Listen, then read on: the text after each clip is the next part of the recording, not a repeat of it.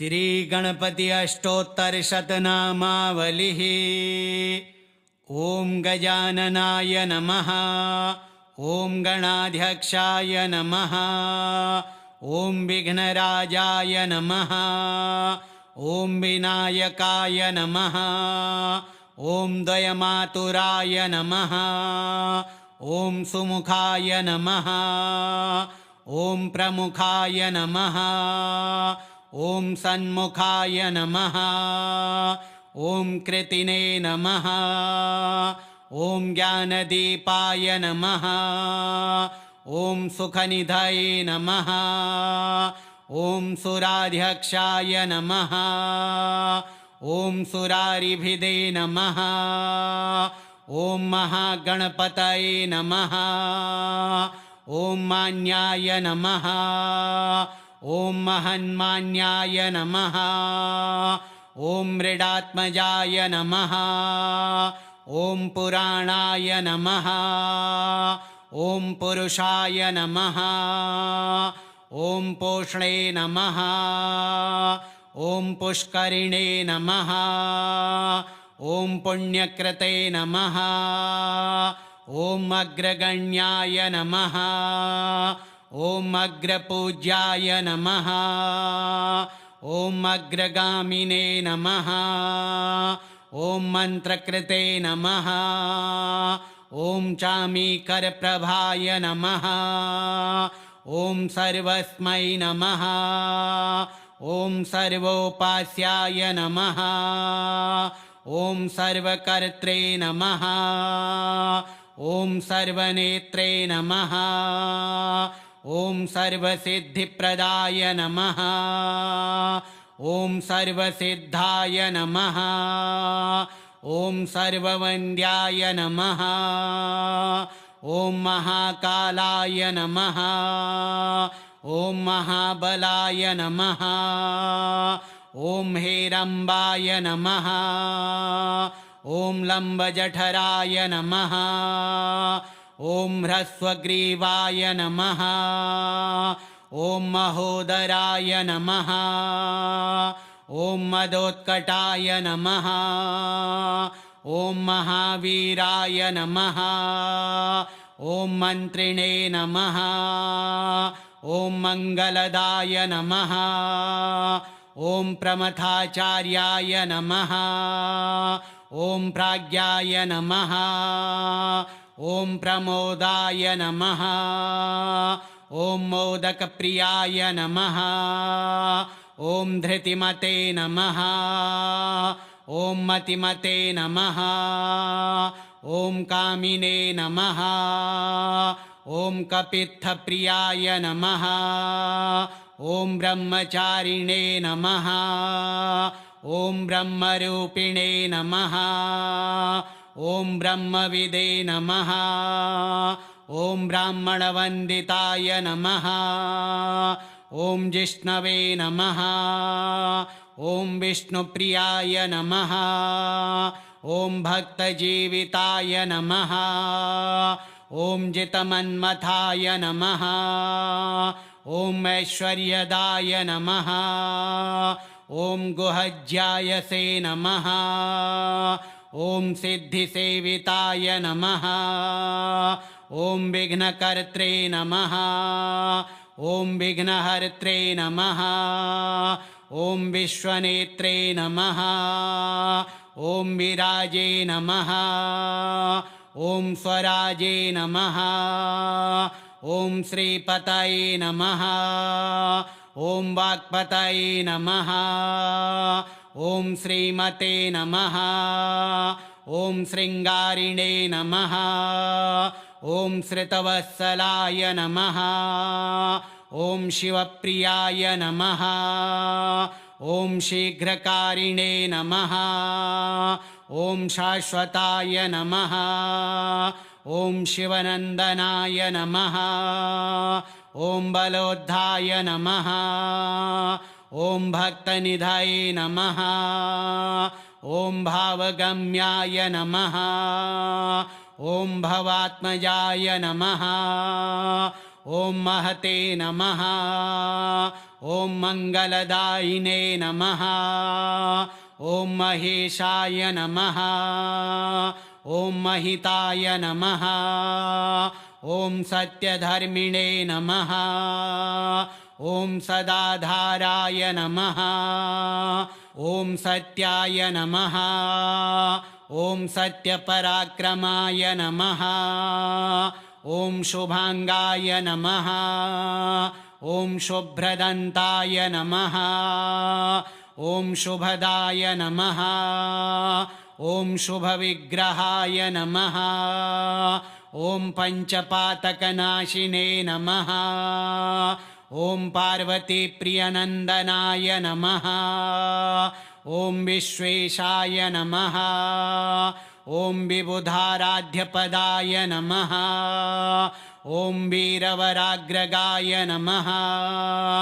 ॐ कुमारगुरुवन्द्याय नमः ॐ कुञ्जरासुरभञ्जनाय नमः ॐ वल्लभावल्लभाय नमः ॐ वराभयकराम्बुजाय नमः ॐ सुधाकलशहस्ताय नमः ॐ सुधाकरकलाधराय नमः ॐ पञ्चहस्ताय नमः ॐ प्रधानेशाय नमः ॐ पुरातनाय नमः ॐ वरसिद्धिविनायकाय नमः ॐ गजाननाय नमः ॐ गणाध्यक्षाय नमः ॐ विघ्नराजाय नमः ॐ विनायकाय नमः ॐ द्वयमातुराय नमः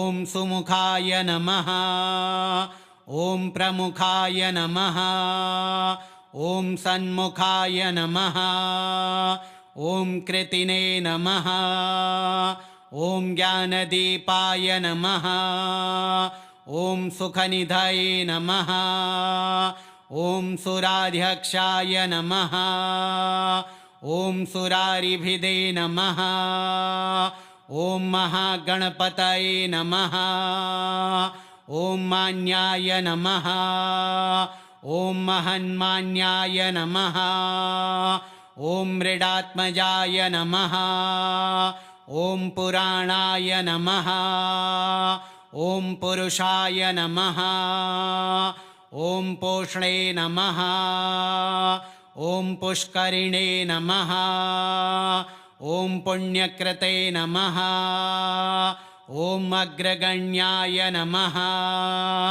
ॐ अग्रपूज्याय नमः ॐ अग्रगामिने नमः ॐ मन्त्रकृते नमः ॐ चामीकरप्रभाय नमः ॐ सर्वस्मै नमः ॐ सर्वोपास्याय नमः ॐ सर्वकर्त्रे नमः ॐ सर्वनेत्रे नमः ॐ सर्वसिद्धिप्रदाय नमः ॐ सर्वसिद्धाय नमः ॐ सर्ववन्द्याय नमः ॐ महाकालाय नमः ॐ महाबलाय नमः ॐ हेरम्बाय नमः ॐ लम्बजठराय नमः ॐ ह्रस्वग्रीवाय नमः ॐ महोदराय नमः ॐ मदोत्कटाय नमः ॐ महावीराय नमः ॐ मन्त्रिणे नमः ॐ मङ्गलदाय नमः ॐ प्रमथाचार्याय नमः ॐ प्राज्ञाय नमः ॐ प्रमोदाय नमः ॐ मोदकप्रियाय नमः ॐ धृतिमते नमः ॐ मतिमते नमः ॐ कामिने नमः ॐ कपित्थप्रियाय नमः ॐ ब्रह्मचारिणे नमः ॐ ब्रह्मरूपिणे नमः ॐ ब्रह्मविदे नमः ॐ ब्राह्मणवन्दिताय नमः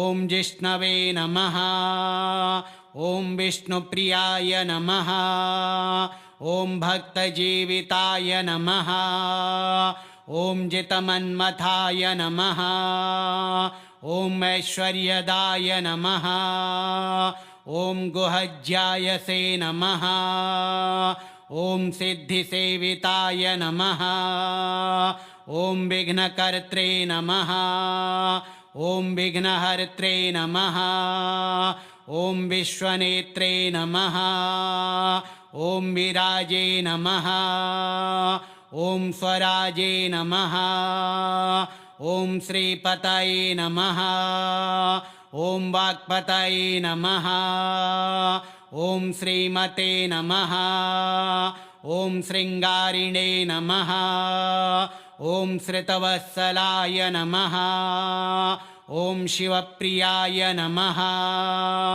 ॐ शीघ्रकारिणे नमः ॐ शाश्वताय नमः ॐ शिवनन्दनाय नमः ॐ बलोद्धाय नमः ॐ भक्तनिधये नमः ॐ भावगम्याय नमः ॐ भवात्मजाय नमः ॐ महते नमः ॐ मङ्गलदायिने नमः ॐ महेशाय नमः ॐ महिताय नमः ॐ सत्यधर्मिणे नमः ॐ सदाधाराय नमः ॐ सत्याय नमः ॐ सत्यपराक्रमाय नमः ॐ शुभांगाय नमः ॐ शुभ्रदन्ताय नमः ॐ शुभदाय नमः ॐ शुभविग्रहाय नमः ॐ पञ्चपातकनाशिने नमः ॐ पार्वतीप्रियनन्दनाय नमः ॐ विश्वेशाय नमः ॐ विबुधाराध्यपदाय नमः ॐ वीरवराग्रगाय नमः ॐ कुमारगुरुवन्द्याय नमः ॐ कुञ्जरासुरभञ्जनाय नमः ॐ वल्लभावल्लभाय नमः ॐ वराभयकराम्बुजाय नमः ॐ सुधाकलशहस्ताय नमः ॐ सुधाकरकलाधराय नमः ॐ पञ्चहस्ताय नमः ॐ प्रधानेशाय नमः ॐ पुरातनाय नमः ॐ वरसिद्धिविनायकाय नमः ॐ गजाननाय नमः ॐ गणाध्यक्षाय नमः ॐ विघ्नराजाय नमः ॐ विनायकाय नमः ॐ द्वयमातुराय नमः ॐ सुमुखाय नमः ॐ प्रमुखाय नमः ॐ सन्मुखाय नमः ॐ कृतिने नमः ॐ ज्ञानदीपाय नमः ॐ सुखनिधये नमः ॐ सुराध्यक्षाय नमः ॐ सुरारिभिदे नमः ॐ महागणपतये नमः ॐ मान्याय नमः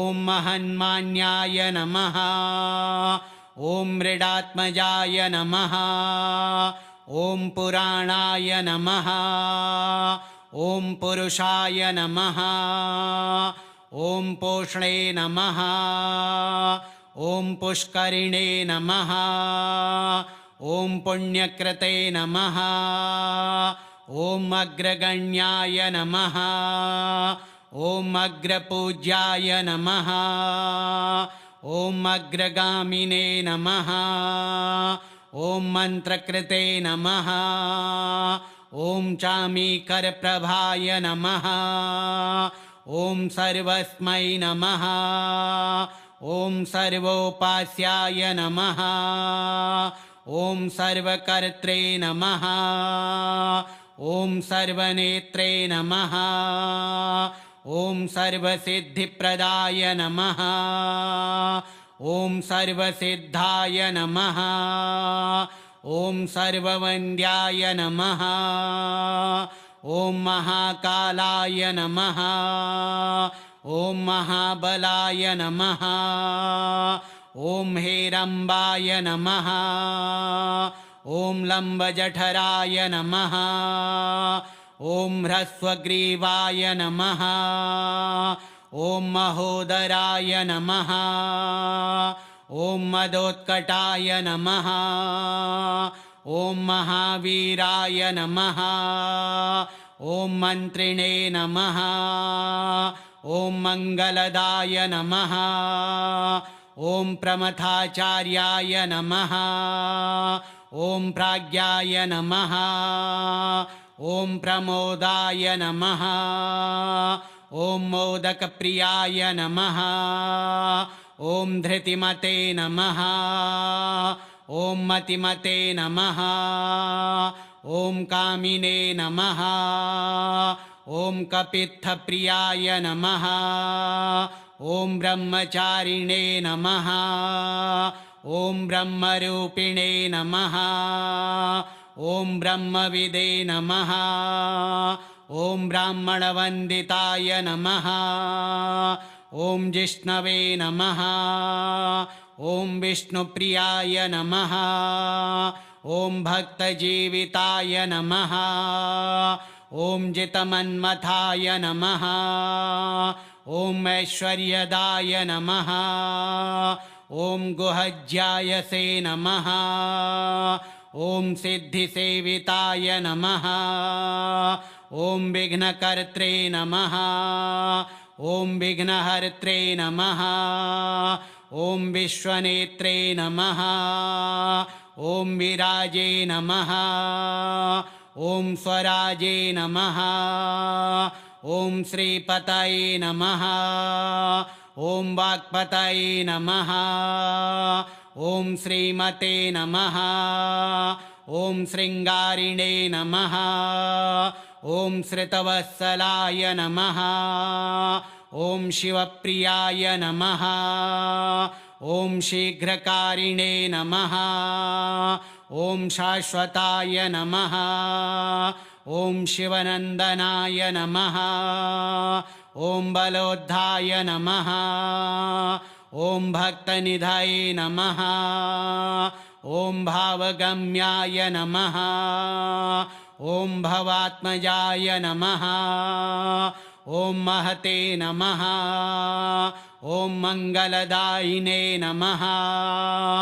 ॐ महेशाय नमः ॐ महिताय नमः ॐ सत्यधर्मिणे नमः ॐ सदाधाराय नमः ॐ सत्याय नमः ॐ सत्यपराक्रमाय नमः ॐ शुभांगाय नमः ॐ शुभ्रदन्ताय नमः ॐ शुभदाय नमः ॐ शुभविग्रहाय नमः ॐ पञ्चपातकनाशिने नमः ॐ पार्वतीप्रियनन्दनाय नमः ॐ विश्वेशाय नमः ॐ विबुधाराध्यपदाय नमः ॐ वीरवराग्रगाय नमः ॐ कुमारगुरुवन्द्याय नमः ॐ कुञ्जरासुरभञ्जनाय नमः ॐ वल्लभावल्लभाय नमः ॐ वराभयकराम्बुजाय नमः ॐ सुधाकलशहस्ताय नमः ॐ सुधाकरकलाधराय नमः ॐ पञ्चहस्ताय नमः ॐ प्रधानेशाय नमः ॐ पुरातनाय नमः ॐ वरसिद्धिविनायकाय नमः श्रीगणपति अष्टोत्तरशतनामावलिः श्रीगणेशार्पणमस्तु।